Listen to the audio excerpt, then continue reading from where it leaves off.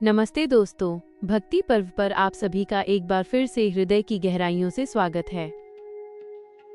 आज हम उस पावन गाथा के भीतर उतरने जा रहे हैं जो अधर्म के विशाल पर्वत को धर्म की नन्ही सी लौ से भस्म कर देने की शक्ति रखती है। एक ऐसा बालक जिसकी अटूट आस्था ने मृत्यु के हर द्वार को बंद कर दिया, और एक ऐसी बुआ जिसका वरदान ही उसके अहंकार की चिता बन गया।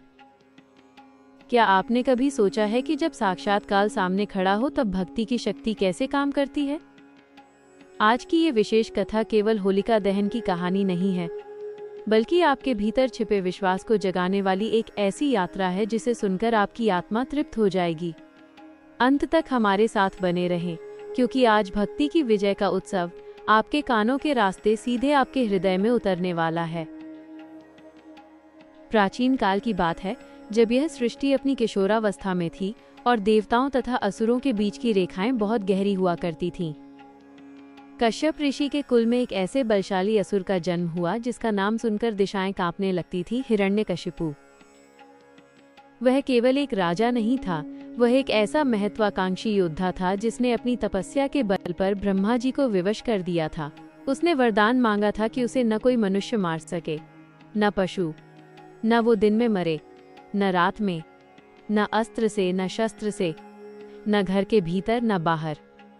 इस अभूतपूर्व सुरक्षा कवच ने उसके भीतर के अहंकार को इतना विशाल कर दिया कि उसने स्वयं को ही ईश्वर घोषित कर दिया। उसके राज्य में नारायण का नाम लेना अपराध बन गया था।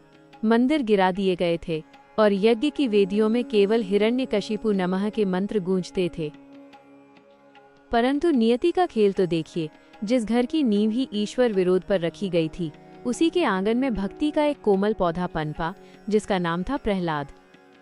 प्रहलाद जब अपनी माता कयाधु के गर्भ में थे, तभी उन्हें देवऋषि नारद से भगवान विष्णु की महिमा सुनने का सौभाग्य मिला था। कहते हैं कि बीज अगर उत्तम हो और संस्कार गहरे हों तो वातावरण का विष भी उसे सुखा नहीं सकता। प्रहलाद जैसे जैसे बड़े हुए, उनकी आंखों में वो चमक दिखने लगी जो केवल उस व्यक्ति की होती है जिसने परमात्मा को महसूस किया हो। वो खेलते कूदते, उठते बैठते केवल एक ही नाम जपते, नमो नारायणाय। जब हिरण्यकशिपु को पता चला कि उसका अपना रक्त, उसका अपना उत्तराधिकारी उसके सबसे बड़े शत्रु का नाम जप रहा है, तो उसका क्रोध प्रलय की लहरों की तरह उमड़ पड़ा। उसने पहले तो प्रेम से समझाने की कोशिश की, फिर गुरुओं को आदेश दिया कि प्रहलाद की बुद्धि बदल दी जाए। लेकिन जिसे स्वयं जगत के गुरु ने दीक्षा दी हो, उसकी बुद्धि को सांसारिक शिक्षक कैसे बदल सकते थे? प्रहलाद के लिए नारायण ही आदि थे और नारायण ही अंत। जब साम और दाम विफल हो गए, तब असुरराज ने दंड का मार्ग चुना। कथा का ये भाग अत्यंत रोमांचक और हृदय विदारक है। हिरण्यकशिपु ने प्रहलाद को मारने के लिए क्रूरता की सारी सीमाएं पार कर दीं। उन्हें ऊंचे पर्वतों से नीचे खाई में फेंका गया, लेकिन भगवान विष्णु ने हवा की लहरों का बिछौना बना दिया और प्रहलाद को एक खरोंच तक नहीं आई। उन्हें मतवाले हाथियों के पैरों तले कुचलवाने का प्रयास किया गया, पर जैसे ही हाथी बालक के निकट आता वो नतमस्तक हो जाता। कालकोठरी में जहरीले सांपों के बीच उन्हें छोड़ा गया, पर वे सर्प प्रहलाद के लिए पुष्पों की माला बन गए। हर बार जब प्रहलाद जीवित बच निकलते, हिरण्यकशिपु का अहंकार चोटिल होता और उसका डर बढ़ता जाता। वो समझ नहीं पा रहा था कि एक नन्हा सा बालक मौत को बार बार कैसे मात दे रहा है। इसी समय दृश्य में प्रवेश होता है होलिका का। होलिका हिरण्यकशिपु की बहन थी जिसे एक दिव्य वरदान प्राप्त था। उसके पास एक ऐसी जादुई ओढ़नी या शॉल थी जिसे ओढ़कर यदि वो अग्नि में बैठ जाए तो आग उसे छू भी नहीं सकती थी। हिरण्यकशिपु ने अपनी बहन के साथ मिलकर एक अंतिम और सबसे भयानक योजना बनाई। तय हुआ कि एक विशाल चिता सजाई जाएगी जिस पर होलिका प्रहलाद को अपनी गोद में लेकर बैठेगी। प्रहलाद भस्म हो जाएगा और होलिका अपने वरदान के कारण सुरक्षित बाहर आ जाएगी। पूरे नगर में ढोल बजाकर इस विभत्स तमाशे की घोषणा की गई। फाल्गुन मास की वो पूर्णिमा की संध्या थी। आकाश में चंद्रमा अपनी पूर्ण आभा के साथ उदित हो रहा था, लेकिन धरती पर अधर्म का धुआं उठने की तैयारी थी। एक विशाल मैदान में सूखी लकड़ियों का ढेर लगाया गया। होलिका अपनी उस दिव्य ओढ़नी को पहनकर चिता पर बैठ गई। प्रहलाद को उसकी गोद में बिठाया गया। प्रहलाद के चेहरे पर भय की एक लकीर तक नहीं थी। उनकी आंखें बंद थीं और अधरों पर वही मधुर मुस्कान थी। वे अपने आराध्य नारायण के ध्यान में लीन थे। जैसे ही सैनिकों ने चिता में अग्नि प्रज्वलित की, लपटें आसमान छूने लगीं। चारों तरफ हाहाकार मच गया। लेकिन तभी एक चमत्कार हुआ।